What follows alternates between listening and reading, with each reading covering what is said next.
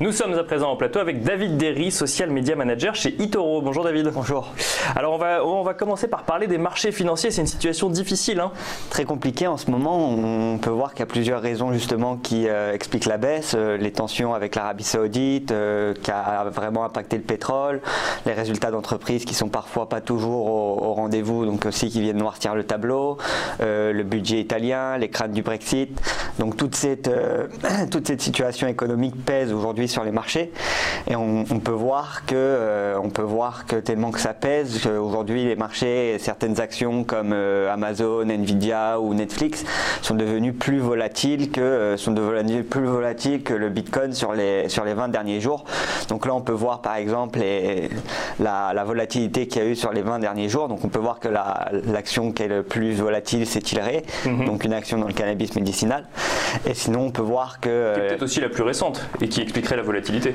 Surtout qu'avec il y a eu la récente légalisation au Canada à but récréationnel, donc on a quand même eu une semaine dernière où les stocks du cannabis thérapeutique ont bien performé. Donc il n'y a pas eu que Tilray, il y a eu aussi Cronos et il y a eu aussi le cannabis care de eToro qui a bien performé, mais qui reste aujourd'hui quand même une industrie assez volatile parce qu'on a vu après des 20% en une journée, on a vu redescendre tout de suite l'intérêt pour ce genre de valeur. Si par exemple on prend comme exemple Cronos, qui est une action dans le cannabis thérapeutiques qui exploitent des dispensaires et qui ont des partenariats notamment avec MedMen. On peut voir que l'action est montée jusqu'à 15 $ environ pour après recorriger et redescendre à 8 $, donc ça reste assez volatile.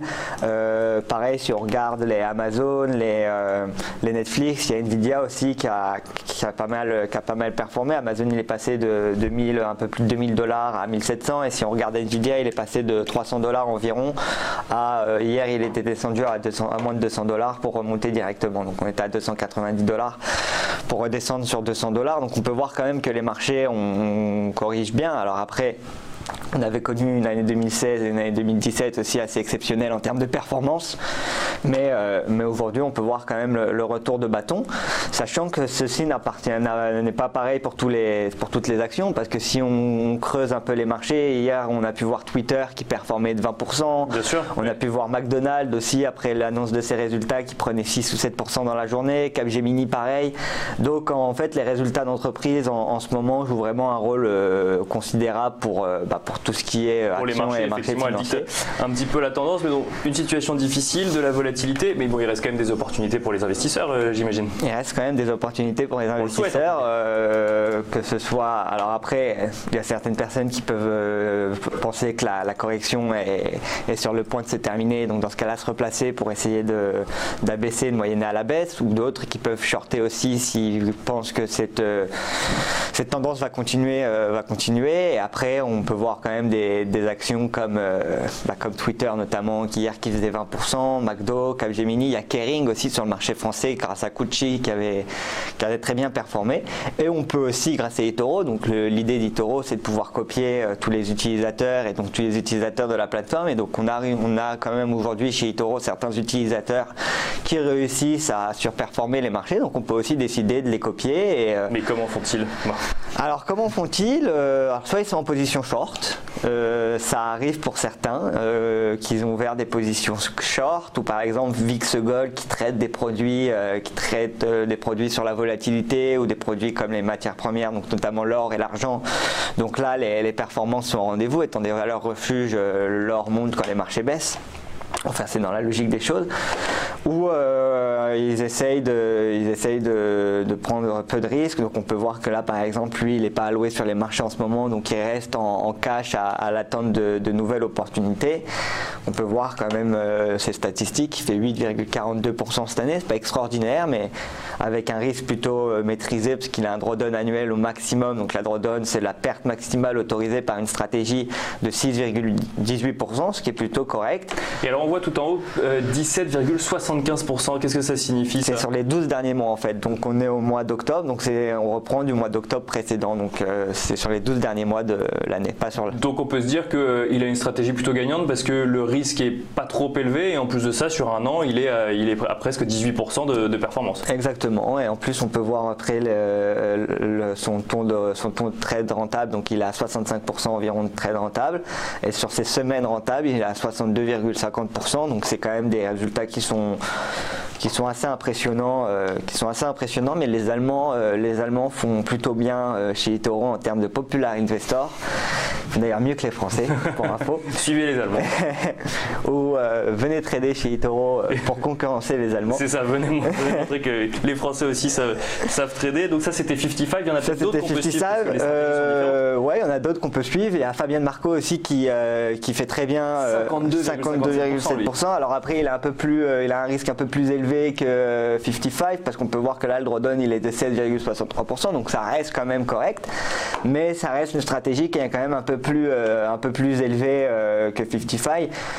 Surtout qu'on peut voir qu'une année en 2015 il a pas fait une super performance, il s'est bien rattrapé après, mais ça reste un investisseur qui aujourd'hui a gagné beaucoup de copieurs chez eToro, parce qu'il est à 2368 et il en a gagné énormément dans les 7 derniers jours, il en a gagné 600 environ. Et donc voilà, il a un portefeuille qui est quand même bien diversifié. Ça fait 6 jours que ça baisse et ça fait 6 jours qu'il y a presque 600 personnes qui le suivent pour voir comment lui performe. Parce qu'en fait lui en mois d'octobre, je pense que c'est ce qui attire les investisseurs, c'est son mois d'octobre à 14,42% dans la situation actuelle. Je pense que c'est ce qui attire les nouveaux investisseurs. Et après, il faut savoir aussi que chez eToro on peut copier, mais il n'y a pas d'imposition de temps, donc on peut copier pour une semaine, 2 semaines, et si on voit que la stratégie en fait ne nous correspond pas ou ne nous satisfait pas, on peut l'arrêter, il n'y a pas de temps, de date de durée obligatoire, et on peut quand même voir qu'il est rentable à 73%, donc il est plus rentable que 55 sur le nombre de trades passés, et par contre sur les semaines rentables il est un peu moins rentable parce qu'il est à 60%. Juste en France, on en a un aussi qui performe très bien et qui est revenu sur le devant de la scène, c'est Amstone. Qui on avait déjà parlé ici, il était déjà passé aussi sur TV Finance quelques fois expliquer sa stratégie. On peut voir que depuis le mois de février, il a connu une petite erreur parce qu'il voulait augmenter son risque sur sa stratégie. Finalement, il s'est rattrapé en mars et il a arrêté ça. Et donc là, on peut voir que depuis à part le mois de février, depuis, il continue à avoir des performances stables sur la durée. Et donc là aussi, on peut voir un drawdown un peu assez élevé parce que ça vient de ces 2 mois, février et mars, mais sinon il reprend aujourd'hui une bonne stratégie et il essaye vraiment de... 6% lui donc sur les 2 derniers mois, et donc sur les 6 derniers mois, vraiment depuis le mois d'avril, il refait des performances stables. Exactement. Donc voilà, après il y en a d'autres. De toute façon, il suffit d'aller sur la page personne chez eToro et de regarder. Par exemple, on va sur un trader, là on revient sur Amstone, on clique sur France, on va avoir la liste de tous les traders français qui s'affichent, qui ont voulu partager leur activité de trading avec les gens. Et on peut regarder comme ça, on peut trier sur les années, on peut trier exactement comme on veut pour essayer de vraiment trouver les personnes qui nous correspondent le plus et les personnes qui... Parce qu'il y a les performances effectivement, mais il ne faut pas s'arrêter aux performances, il faut regarder un petit peu la stratégie qu'il y a derrière et voir ce qui nous correspond, les valeurs dans lesquelles on a envie d'investir, la façon dont il trade. Après, il faut aussi noter que la performance, souvent une performance importante signifie aussi un risque plus important. Donc c'est à prendre en compte pour un trader. Pour petite info, nous chez eToro, on a copy block les traders qui ont un risque trop élevé. Donc on ne peut pas copier quelqu'un qui a un risque supérieur à 7 pour des raisons de sécurité. Et en fait, on s'était rendu compte à l'époque que certaines personnes allaient sur des profils de risque à 10 qui faisaient 1000% en un mois en mettant des leviers. À l'époque, en plus, c'était pas limité par l'ESMA, donc on pouvait aller à 400 ou à 100 sur certains actifs, et donc ils réalisaient du 300-400% en une semaine, et donc ils attiraient beaucoup de copieurs, mais le problème c'est que ça durait pas, et dans la longueur il suffisait d'une mauvaise semaine ou que le marché il se retourne par rapport à leur stratégie pour perdre 80 ou 90% en l'espace de quelques temps.